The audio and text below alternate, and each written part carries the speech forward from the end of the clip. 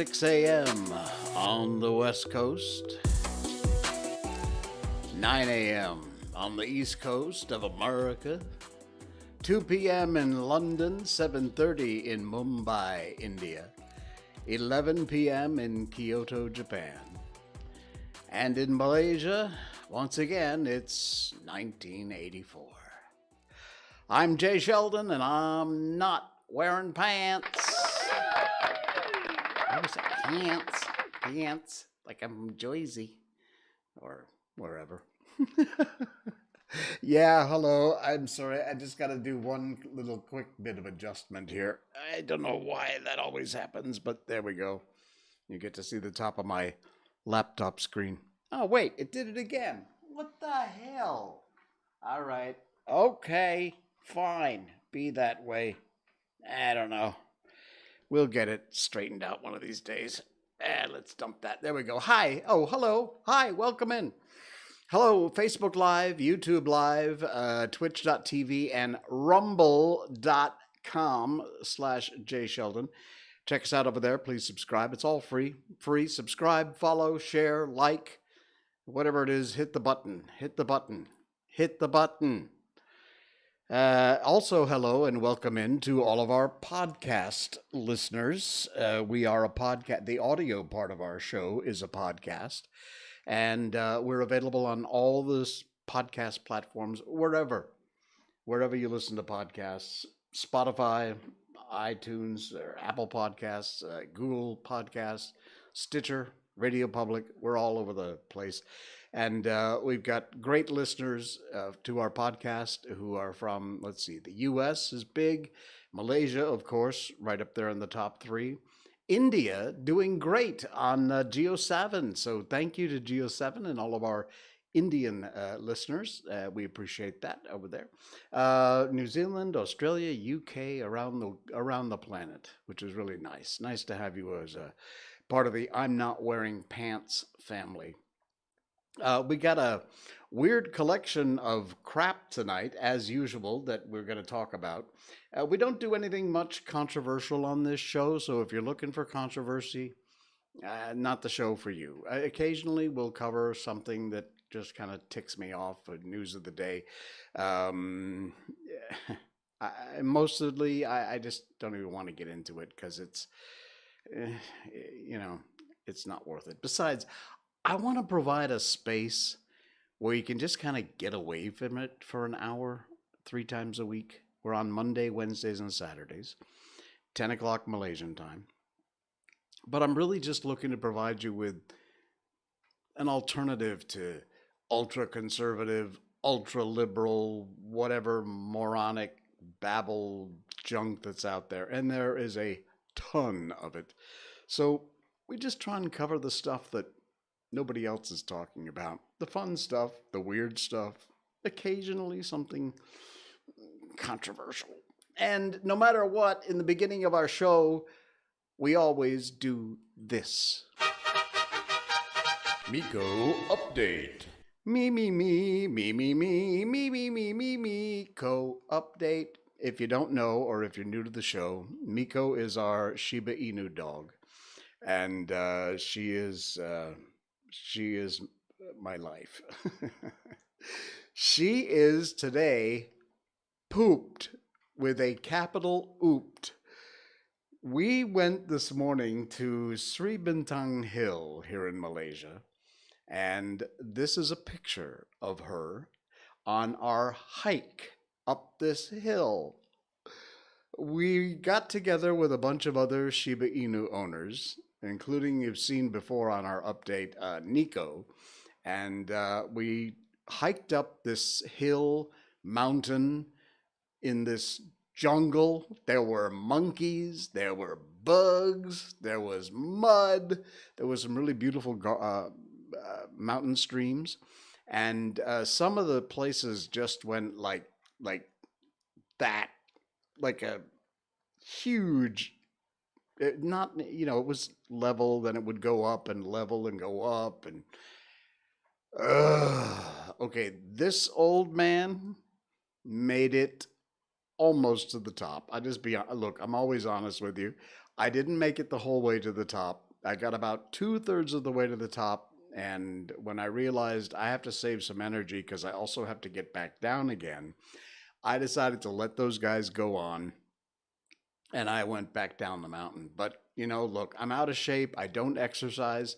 The only exercise I get every night is taking Miko for a walk for maybe a couple of kilometers. But she did great. She had the time of her life. Let me just scroll through a few of these the pictures and videos here. There she is. They've got a few of these places here you can see where you can you can see the sites. Check this out. See where there's like this rock formation, and you can check it out. There's Miko. There's Nico. And I'm sorry, I can't remember the name of the other Shiba Inu that was there. But when we, there she is. When we came back down the hill, there were another group of Shiba Inus, like 3 other Shibas there. So it was definitely Shiba Inu Day. Here's a quick video. Let me just mute the. I don't think you can hear it anyway. So there's the 3 of them. Miko in the background there, Nico, and the other Shiba, who was a female and a bit shy, but she opened up after a while. She's very cute. She's adorable. They're so cute. And yeah, there's the old man. There's me, again, not wearing pants. This was the area where they had this little, very, very little tiny mountain stream. Here we are going up. You can just see a little bit there where this is a level spot. And then it goes like that for a while. A very cool area. Some more shots. It was such a great time. We had it absolute there. Look at that. Look at that view. Fantastic. And there we are. There's the whole group. This is the group of us that went up the hill. And there she is. Wow. Yeah. So, like I said, she's pooped. We also went for a walk tonight, and we had a thunderstorm moving in, so we had to cut it a little short. But Miko is laying down on the living room floor right now going like, I'm dead, don't bother me anymore. She's doing great, though, and good to have her back at it. My goodness. All right, what else have we got? Oh, some very important news. Some very cool news. You've got to check this out. Take a look at this picture. This monk from Tibet, incredible story that appeared on Facebook. Let me read this to you. A Tibetan monk has been discovered in the mountains of Nepal. He is considered the oldest known person in the world. It turns out he is 201 years old. Wow. He is in a deep state, a trance state, or meditation called Takatet.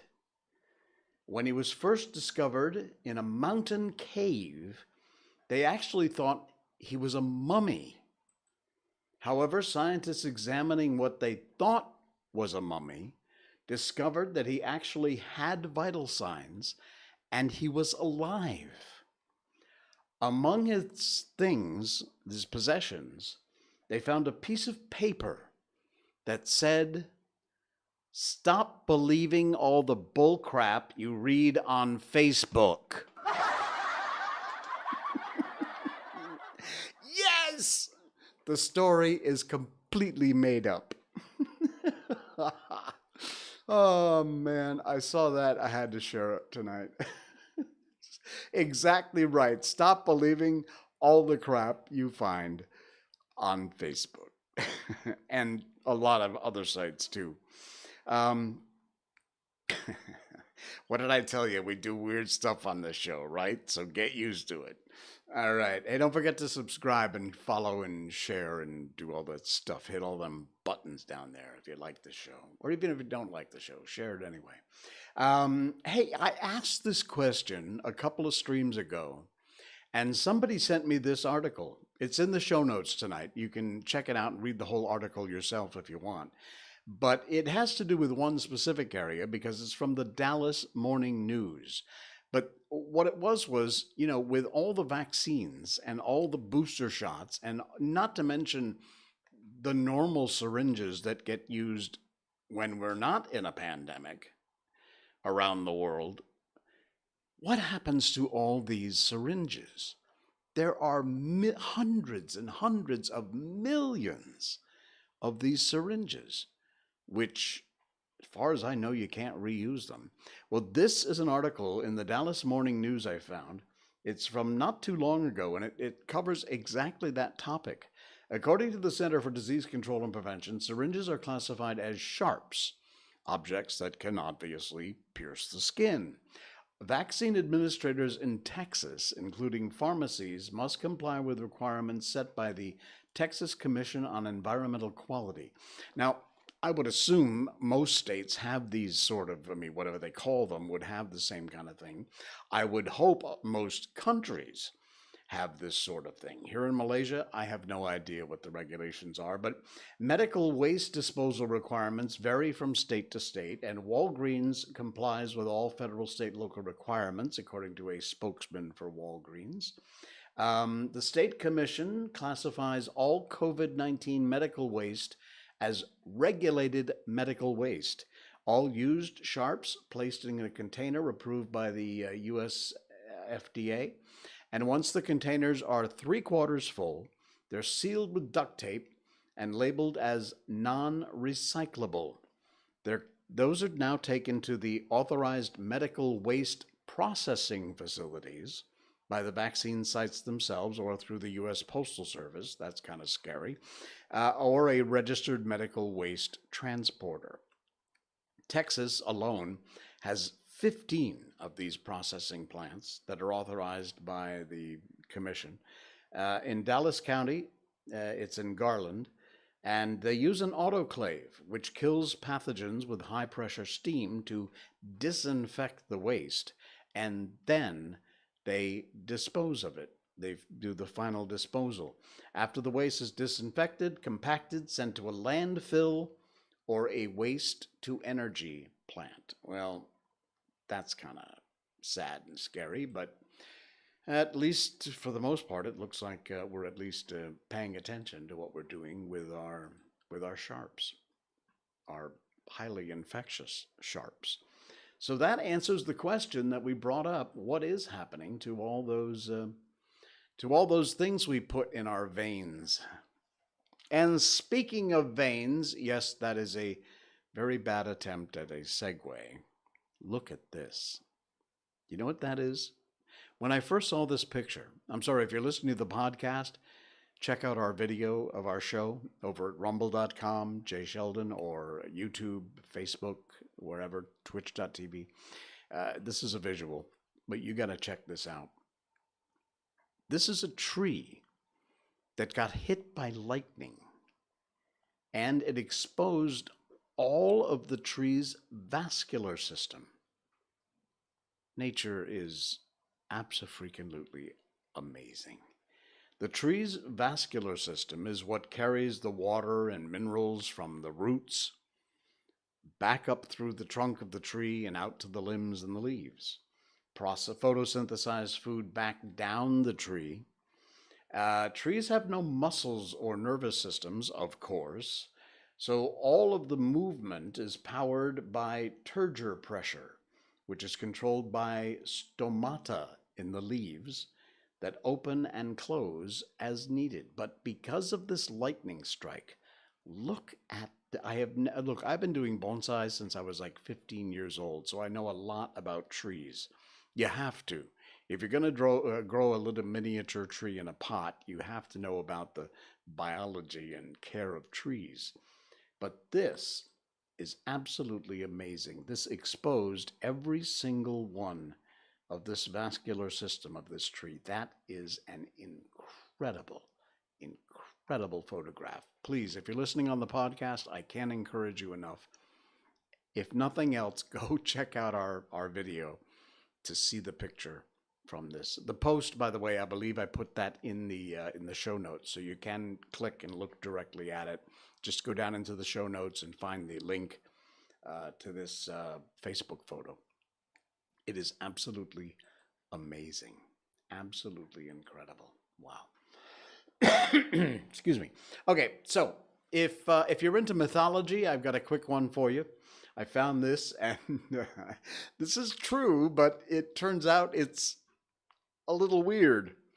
If you think mythology is boring, remember this.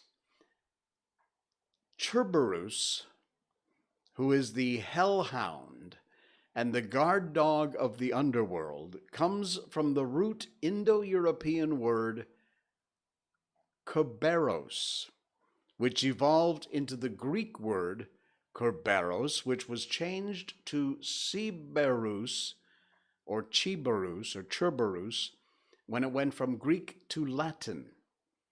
But here's the kick. Cerberus means spotted. So, Hades, the Lord of the Dead, literally named his pet dog Spot. Seriously. That's where the word came from, and that's what Cerberus means. It means spotted. So, the hellhound guard dog of hell, his name was technically Spot. Here, Spot. Come here, Spot. Oh, man. Yeah. Okay. For some reason, I don't know why, we are only maybe 4 or 5 weeks away from Christmas. What? Probably 4.5 weeks, if that? Less than 4.5. I think, yeah, just about 4 weeks away from Christmas. Wow, that is scary. Anyway, for some reason, the next 3 or 4 things I'm going to share with you before we get into our book are Christmas related. This isn't our Christmas special. We'll likely do one. But for some reason, I managed to find a bunch of weird stuff about Christmas. So that's all right. By the way, our book will be coming up, The Christmas Carol. We're reading that little piece of a chapter at a time until we head towards directly into Christmas. But this was posted as a public post from David Hood. The link is in the show notes because I encourage you to share this. It is such a wonderful story. There's no real visual that goes along with this. So I'll just keep the camera on me and you can close your eyes and just listen if you want. Attention to all parents who need to tell the truth about Santa. The son says, "Dad, I think I'm old enough now. Is there a Santa Claus?" And the dad says, "Okay, I agree you're old enough, but before I tell you, I have a question for you. You see, the truth is a dangerous gift, because once you know something, you can't unknow it.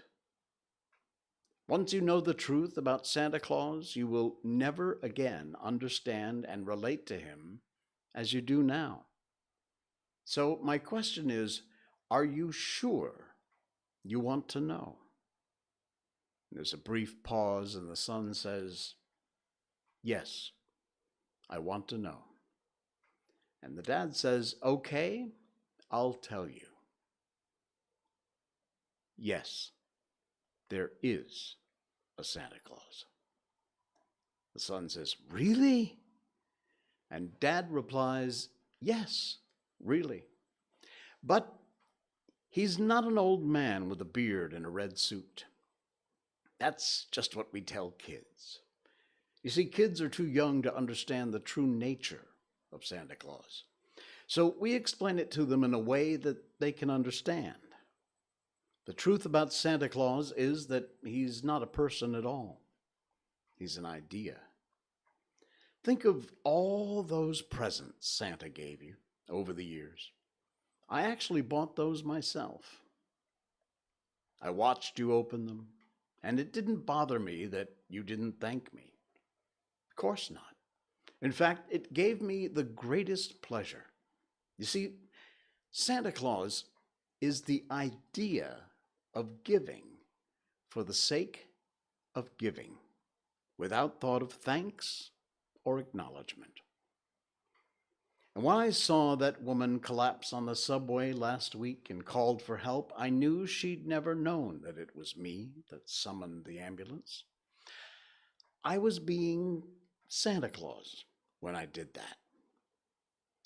So now that you know, son, you're part of it. You have to be Santa Claus too now. That means you can never tell a young kid the secret. And you have to help us select Santa's presents for them.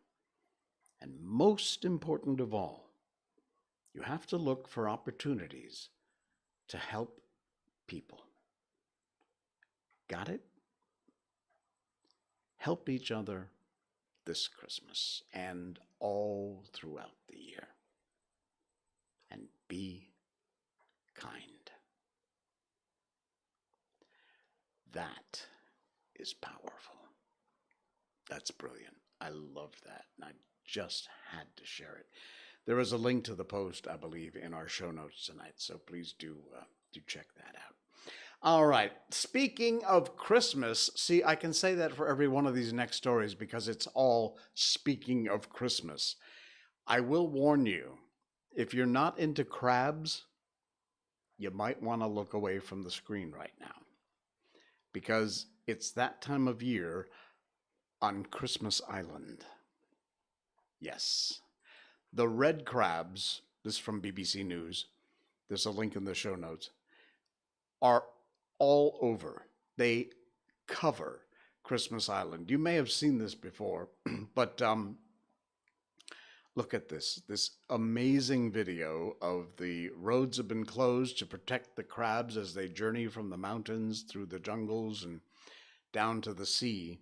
There you see the sign for the crab migration. And here somebody's taken some crab knocked over the phone. They were doing it. They cover the island in Western Australia every year as they do this migration. Starts with the first rainfall of the wet season. And these bright red, known as red crabs, obviously, are literally just cover everything. Look at this, climbing up this wall of some sort. They are everywhere. Check that out. Look at that. Again, if you're not into crabs, it's going to kind of freak you out. But yeah, there you go. Weird. All right. And once again, speaking of Christmas, what did I tell you? I told you. It's not even Thanksgiving yet. And I'm talking about Christmas. Look at this. Look at this. Pinus lambertiana, a sugar pine, has the longest cone of any conifer. Look at this. This looks like fairly normal-sized guy. They can grow up to 22 inches long. Native to North America, I've never seen or heard of this before. Sugar pine remains the tallest of all pine tree species, reaching a height of 250 feet or more. Known as the king of the pines, this majestic evergreen can survive for up to 500 years. And look at this. If you're watching from Malaysia, you might not know what a pine cone is, because I don't think we have pine cones here. I don't think I've ever seen one, but maybe. Anyway, they're quite common in the U.S., at least in the rural areas, and this absolutely incredible 22-inch long pine cone. Wow. All right. And before we get into our book tonight, I wanted to share something from a friend of mine. We are reading A Christmas Carol from Charles Dickens, the original version of A Christmas Carol, first published back in the mid-1800s. And a dear friend of mine and a former colleague of mine, Dick Trehune, posted this. It's a public post, so I'm not giving away any trade secrets. There's Dick, and he says, "Who's ready for opening night of A Christmas Carol at the Lincoln Community Playhouse?" this guy. That's Dick Trehune, and he and I used to work together at WSNG in Torrington, Connecticut. Great guy, great talent, an amazing actor.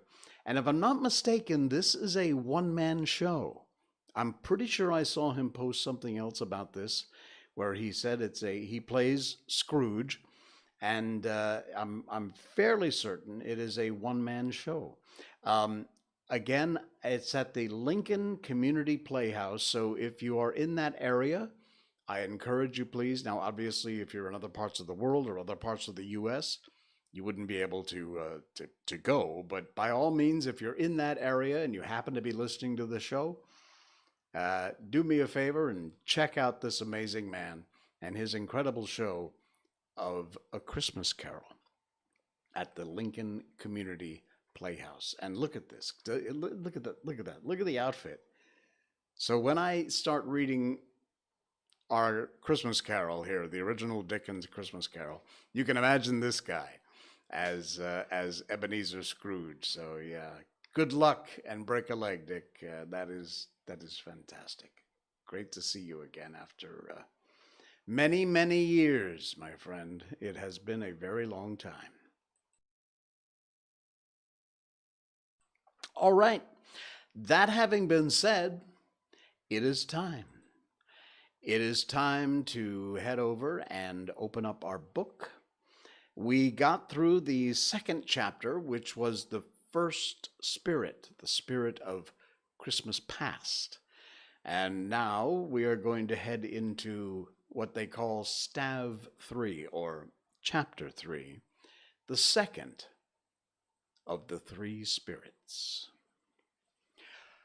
Awakening in the middle of a prodigiously tough snore, and sitting up in bed to get his thoughts together, Scrooge had no occasion to be told that the bell was again upon the stroke of 1.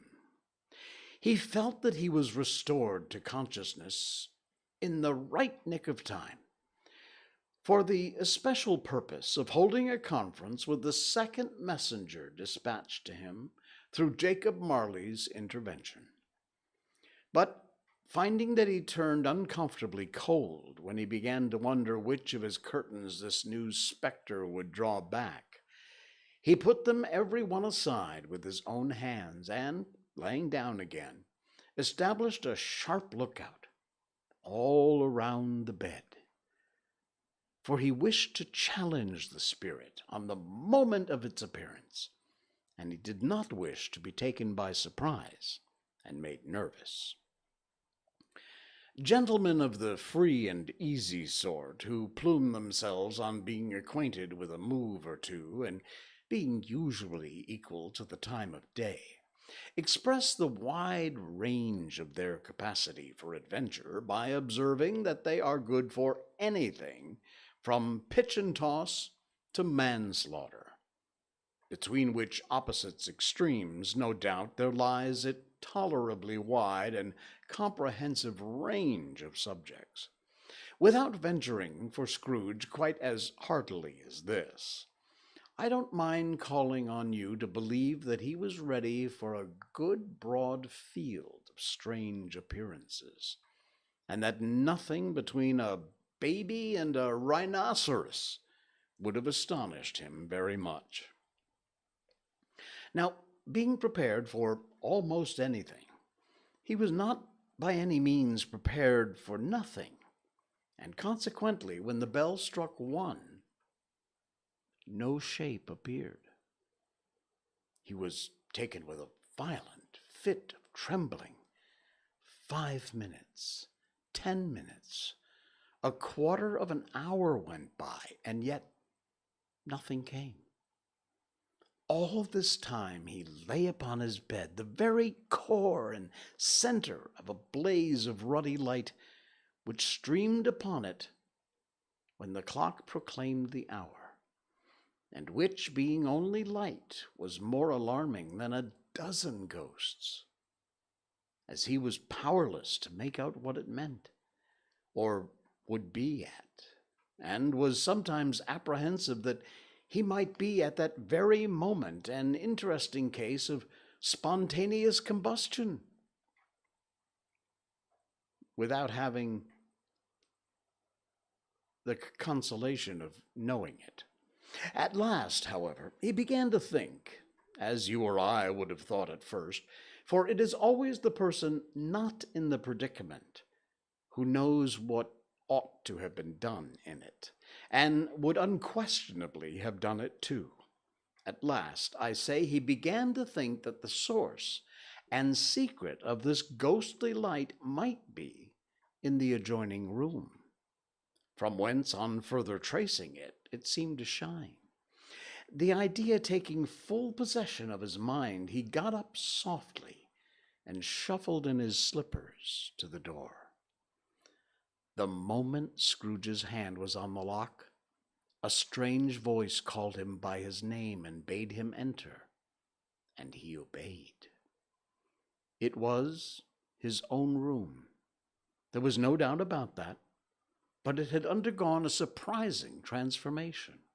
The walls and ceiling were hung with living green and looked like a perfect grove, from every part of which bright gleaming berries glistened. The crisp leaves of holly and mistletoe and ivy reflected back the light, as if so many tiny little mirrors had been scattered there. And such a mighty blaze went roaring up the chimney that dull petrifaction of a hearth had never known in Scrooge's time, or Marley's, or for many and many a winter season gone. Heaped up on long wreaths of sausages, mince pies, plum puddings, barrels of oysters, red-hot chestnuts, cherry-cheeked apples, juicy oranges, luscious pears, immense twelfth cakes, seething bowls of punch that made the chamber dim with their delicious steam. In easy state upon this couch there sat a jolly giant, glorious to see, who bore a glowing torch in shape not unlike Plenty's horn, and held it up, high up, to shed its light on Scrooge as he came peeping round the door. "Come in," exclaimed the ghost. "Come in, and know me better, man." Scrooge entered timidly and hung his head before the spirit. He was not the dogged Scrooge he had been, and through the spirit's eyes were clear and kind, he did not like to meet them. "I am the ghost of Christmas Present," said the spirit. "Look upon me." Scrooge reverently did so. It was clothed in one simple deep green robe, or mantle, bordered with white fur. This garment hung so loosely on the figure that its capacious breast was bare, as if disdaining to be warded or concealed by any article. Its feet, observable beneath the ample folds of the garment, were also bare, and on its head it wore no other covering than a holly wreath, set there and there with shining icicles. Its dark brown curls were long and free as its genial face, its sparkling eye, its open hand, its cheery voice, its unconstrained demeanor, and its joyful air. Girded round its middle was an antique scabbard, but no sword was in it, and the ancient sheath was eaten up with rust. "You have never seen the like of me before," exclaimed the spirit. "Never," Scrooge made answer to it. "Have never walked forth with the younger members of my family, meaning, for I am very young, my elder brothers born in these later years?" pursued the phantom. "I don't think I have," said Scrooge. I'm afraid I've not. Have you many brothers, spirit?" "More than 800, said the ghost. "Oh, a tremendous family to provide for," muttered Scrooge. The ghost of Christmas Present rose. "Spirit, said Scrooge submissively. Conduct me where you will. I went forth last night on compulsion, and I learned a lesson which is working now. Tonight you have aught to teach me. Let me profit by it. Touch my robe. Scrooge did as he was told and held it fast. Holly, mistletoe, red berries, ivy, turkey, geese, game, poultry, brawn, meat, pig, sausage, oyster, pies, pudding, fruit, punch, all vanished instantly.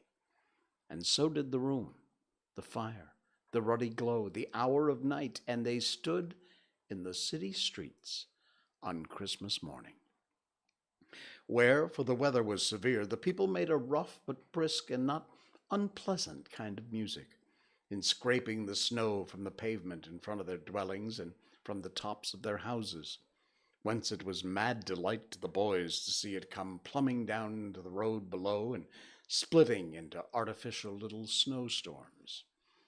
The house fronts looked black enough, and the windows blacker, contrasting with the smooth white sheet of snow upon the roofs, with the dirtier snow upon the ground, which last deposit had been plowed up in deep furrows by the heavy wheels of carts and wagons, furrows that crossed and recrossed each other hundreds of times where the great streets branched off, made intricate channels hard to trace in the thick yellow mud and icy water.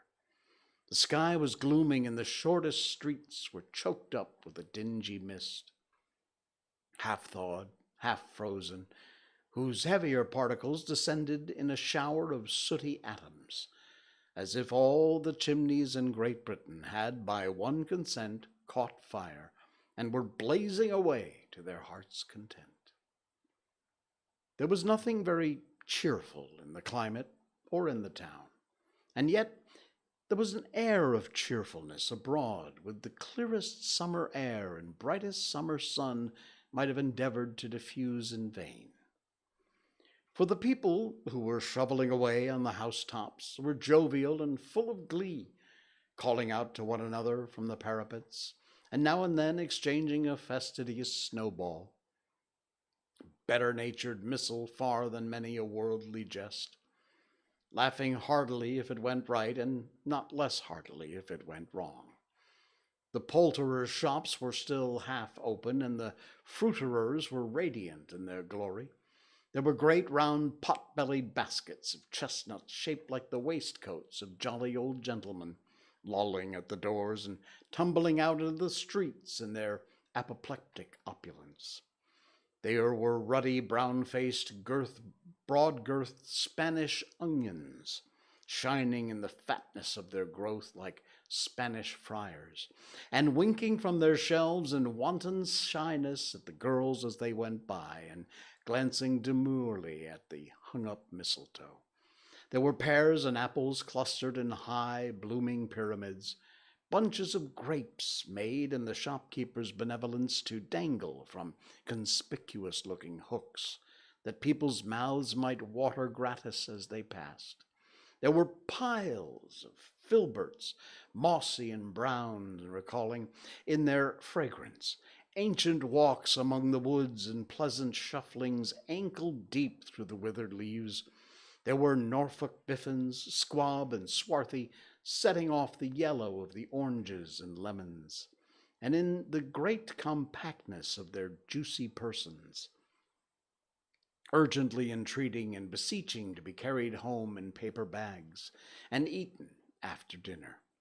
The very gold and silver fish set forth among those choice fruits in a bowl, though members of a dull and stagnant blooded race, appeared to know there was something going on, and to a fish went gasping round and round in their little world in slow, passionless excitement. The grocers, oh, the grocers, nearly closed, with perhaps 2 shutters down or 1, but through those gaps, such glimpses. It was not alone that the scales descended on the counter made a merry sound, or that the twine and roller parted company so briskly, or that the canisters were rattling up and down like juggling tricks, or even that the blended scents of tea and coffee were so grateful to the nose, or that the raisins were so plentiful and rare, the almonds so extremely white, the sticks of cinnamon so long and straight, the other spices so delicious, the candied fruits so caked and spotted with molten sugar as to make the coldest lookers-on feel faint, and subsequently bilious. Nor was it that the figs were moist and pulpy, or that the French plums blushed in modest tartness from their highly decorative boxes, or that everything was good to eat and in its Christmas dress.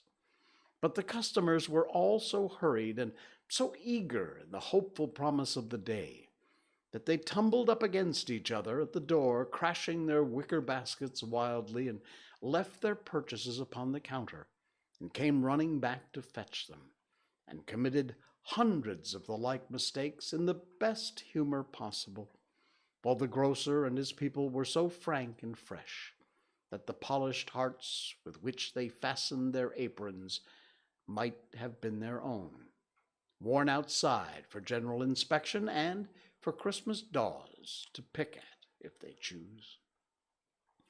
But soon the steeples called good people all to church and chapel, and away they came, flocking through the streets in their best clothes and with their gayest faces. And at the same time there emerged from scores of by-streets, lanes, and nameless turnings innumerable people, carrying their dinners to the bakers' shops. The sight of these poor revelers appeared to interest the spirit very much, for he stood with Scrooge behind him in a baker's doorway, and, taking off the covers as their bearers passed, sprinkled incense on the diners from his torch.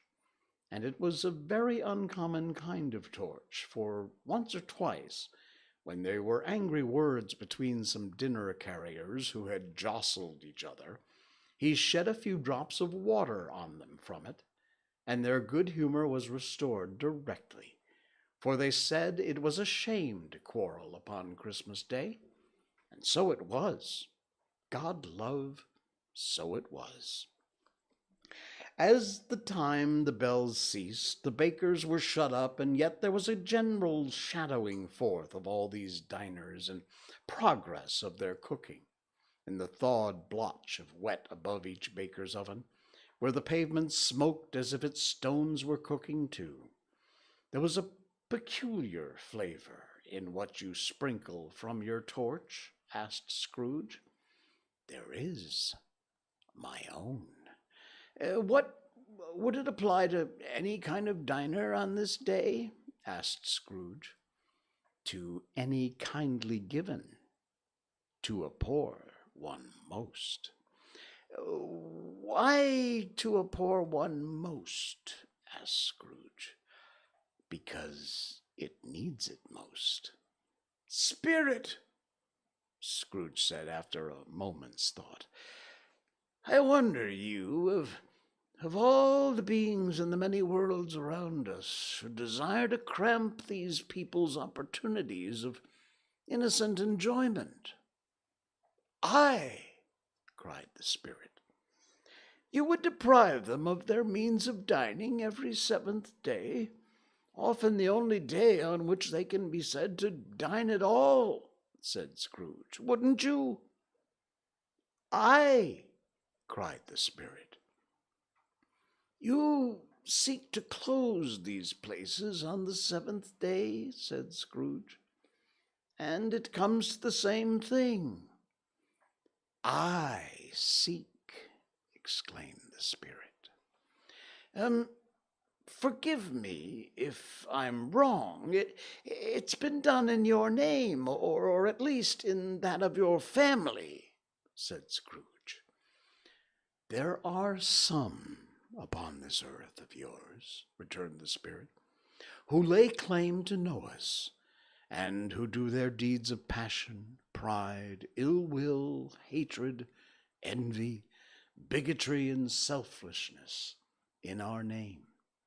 who are as strange to us and all our kith and kin as if they had never lived. Remember that, and charge their doings on themselves, not us." Scrooge promised that he would, and they went on invisible, as they had been before, into the suburbs of the town. It was a remarkable quality of the ghost which Scrooge had observed at the baker's, that notwithstanding his gigantic size, he could accommodate himself to any place with ease, and that he stood beneath a low roof quite as gracefully and like a supernatural creature as it was possible he could have done in any lofty hall. And perhaps it was the pleasure of the good spirit had in showing off his power, or else it was his own kind, generous, hearty nature, and his sympathy with all poor men, that led him straight to Scrooge's clerks. For there he went, and took Scrooge with him, holding to his robe, and on the threshold of the door the spirit smiled, and stopped to bless Bob Cratchit's dwelling with a sprinkling of his torch. Think of that! Bob had but 15 bob a week himself. He pocketed on Saturdays but 15 copies of his Christian name, and yet the ghost of Christmas present blessed his 4-room house. Then up rose Mrs. Cratchit, Cratchit's wife, dressed out but poorly in a twice-turned gown, but brave in ribbons which were cheap and made a goodly show for sixpence.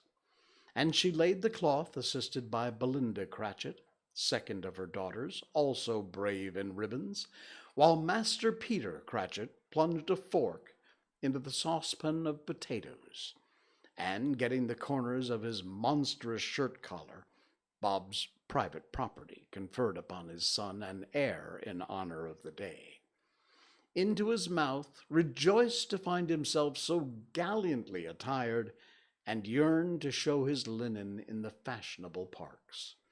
And now 2 smaller Cratchits, boy and girl, came tearing in, screaming that outside the baker's they had smelled the goose and known it for their own, and basking in luxurious thoughts of sage and onion, these young Cratchits danced about the table and exalted Master Peter Cratchit to the skies, while he, not proud, although his collar nearly choked him, blew the fire until the slow potatoes, bubbling up, knocked loudly at the saucepan lid to be let out and peeled. "What has ever gotten your precious father, then?" said Mrs. Cratchit. "And your brother Tiny Tim?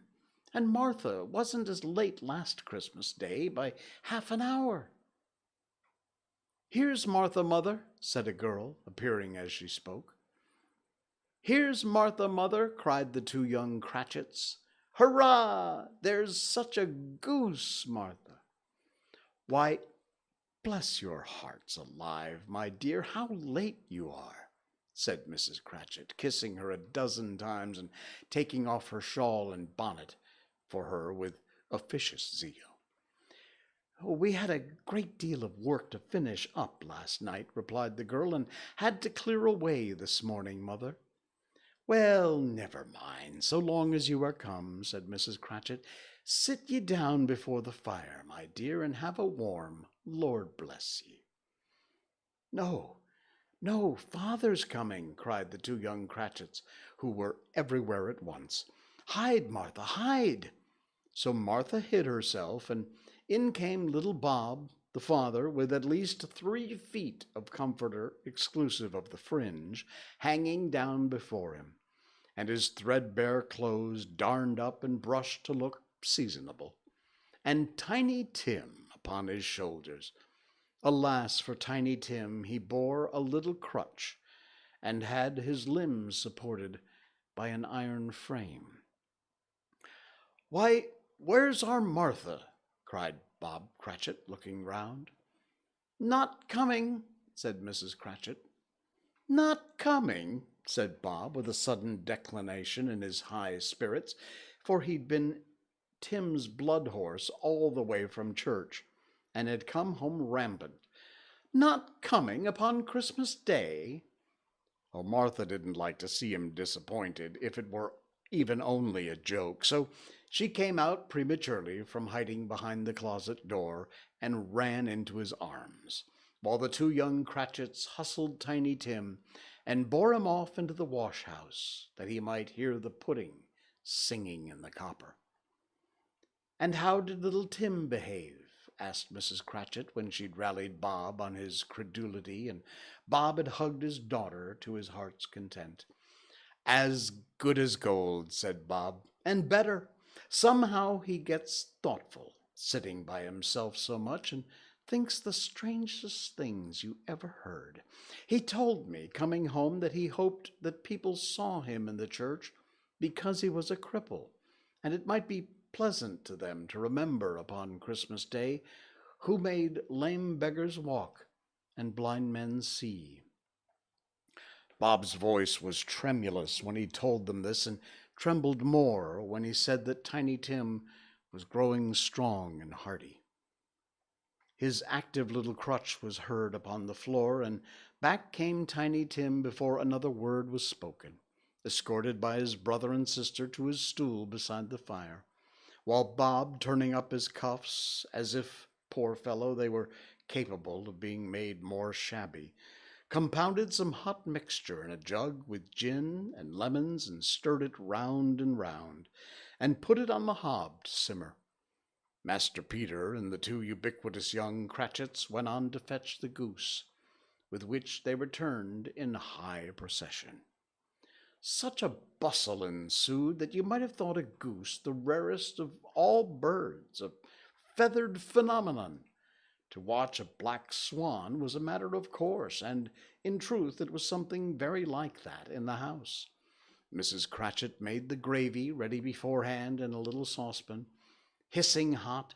Master Peter mashed the potatoes with incredible vigor. Mrs. Belinda sweetened up the applesauce. Martha dusted the hot plates. Bob took Tiny Tim beside him in a tiny corner at the table.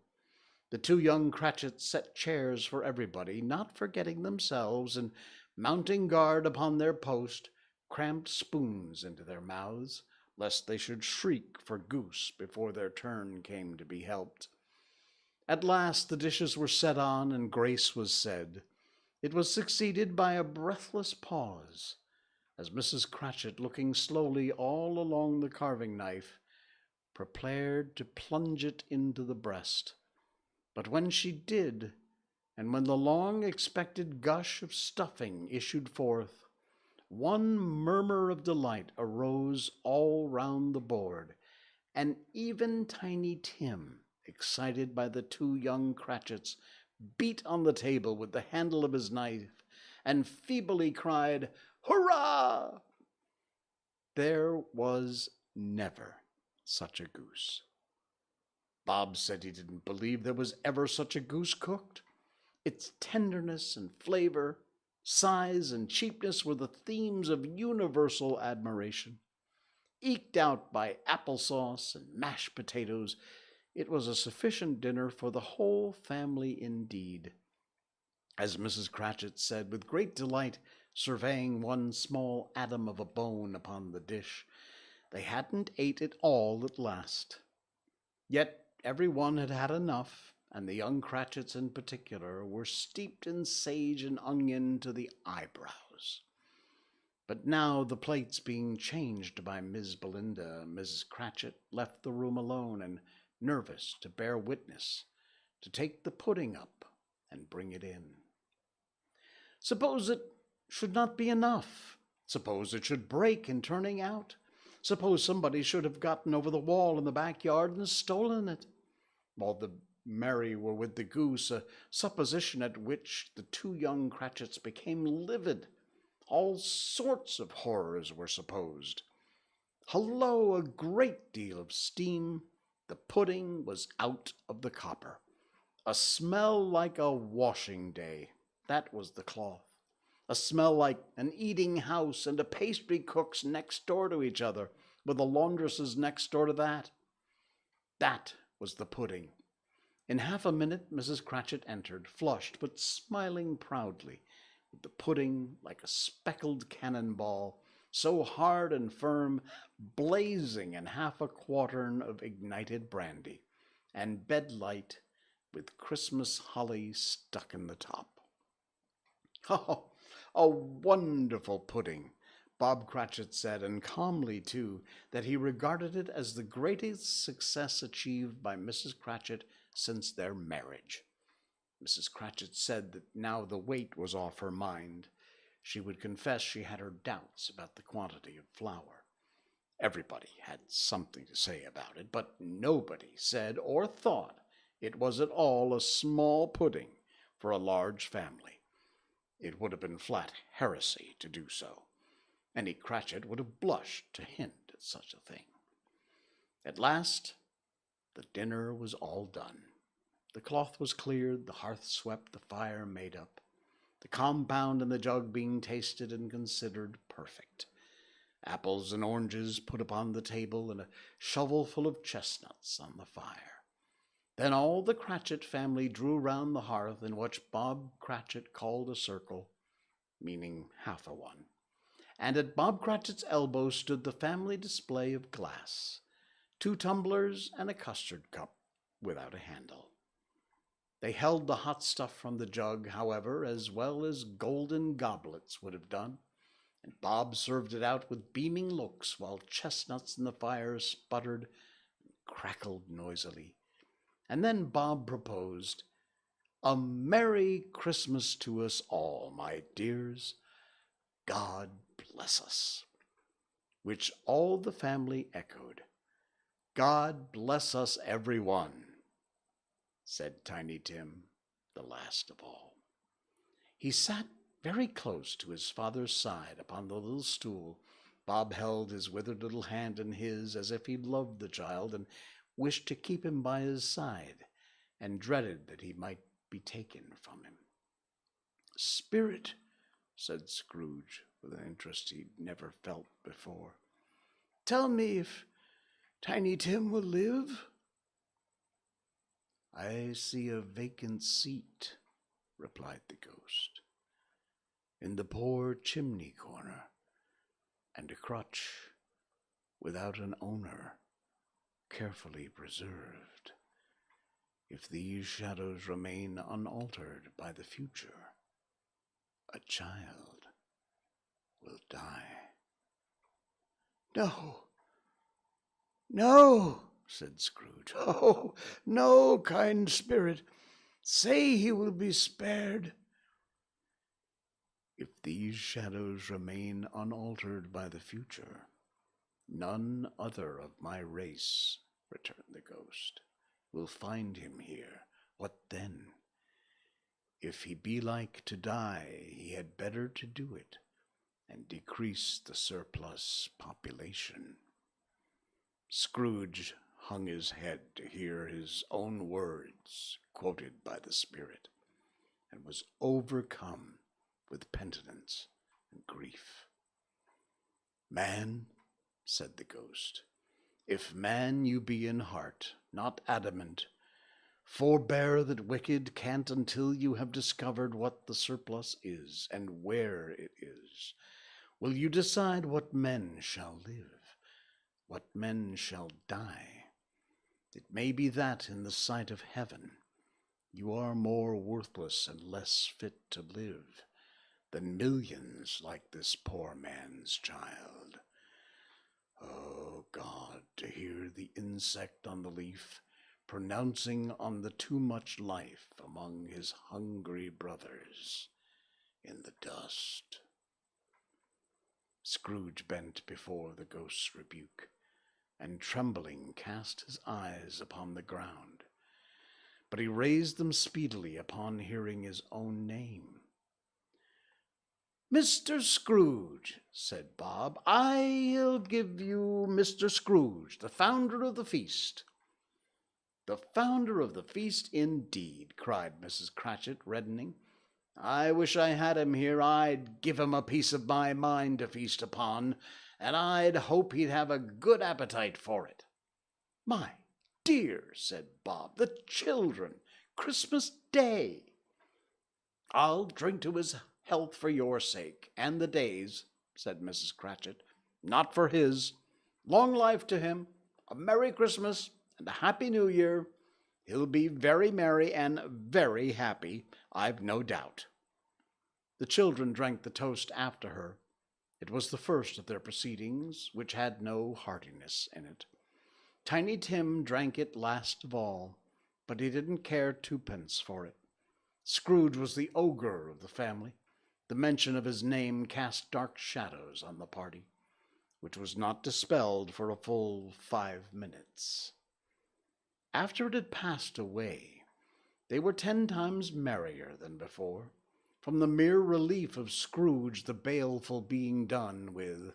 Bob Cratchit told them how he's had a situation in his eye for Master Peter, which would bring in, if obtained, full 5 and 6 pence weekly. The 2 young Cratchits laughed tremendously at the idea of Peter being a man of business, and Peter looked thoughtfully at the fire from between his collars, as if he were deliberating what particular investments he should favor when he came into the receipt of that bewildering income. Martha, who was a poor apprentice at a milliner's, then told them what kind of work she had to do, and how many hours she worked in a stretch, and how she meant to lie abed tomorrow morning for a good long rest. Tomorrow being a holiday, she passed at home, and how she'd been a countess and lord some days before, and how the lord was much about as tall as Peter, at which Peter pulled up his collars so high that you couldn't have seen his head if you'd been there. All this time the chestnuts and the jug went round and round, and by they had a long song about a lost child traveling in the snow. From Tiny Tim, who had a plaintive little voice and sang it very well indeed. There was nothing of high mark in this. They were not a handsome family. They were not well dressed. Their shoes were far from being waterproof. Their clothes were scanty, and Peter might have known, and very likely did, the inside of a pawnbroker's.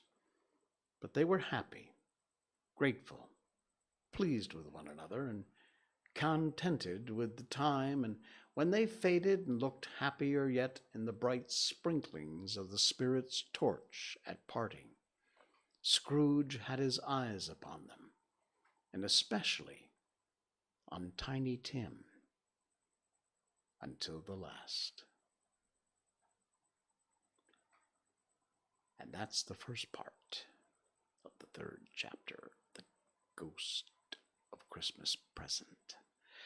We will continue with that on our next stream on Monday night.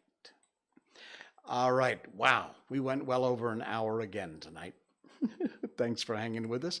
Hope you're enjoying the book, A Christmas Carol. We should finish it just about Christmas, which is just a little bit over 4 weeks from now. Not that far away. All right, friends, thanks so much for popping by. Thanks for spending a little time with me tonight around the planet and listening in on our podcast too. Subscribe, share, like, follow, hit all those buttons. Thank you much. I'll see you on Monday night, 10 o'clock Malaysian time. Until then, I'm Jay Sheldon, and I'm not wearing pants. Good night.